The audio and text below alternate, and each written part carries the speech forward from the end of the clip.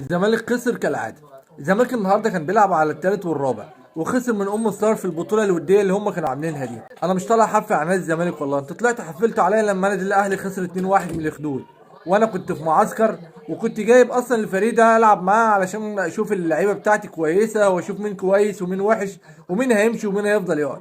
انما انت بتلعب في بطوله وديه، وكنت زعلان لما النادي الاهلي خد ثالث كاس العالم وطلعت قلت ده بطوله ضعيفه. انت عملت ايه بقى؟ طلعت من كاس الرابطه اللي شغال دلوقتي عشان خايف تخسر منه، ورحت لعبت في بطوله وديه ورحت خسرت برضه. يعني انت عايز ايه؟ يعني انت فهمني، انت كزمالك عايز ايه؟ كنت تخسر هنا في بلدك بكرامتك وخلاص، بدل ما تروح تخسر من ناس بره غريبه.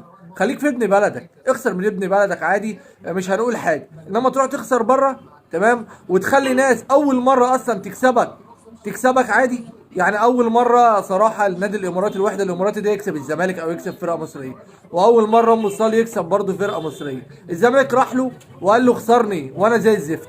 يعني انت زي الزفت اصلا وبتدور على صفقات، ومفروض تعمل اصلا معسكر في الامارات عشان تظبط اللعيبه بتاعتك والدنيا تبقى ماشيه معاك كويس. تروح تدخل في بطوله انت مش قدها اصلا. اذا كان انت مش قد البطوله، بطوله الرابطه بتاعتنا دي تمام، سايب بطولة الرابطة اللي هي اصلا انت هتقدر تعمل فيها حاجة، وطلعت لعبت بطولة بره علشان يطلع عينك وكله يحط عليك. معرفش الزمالك بيفكر ازاي والله.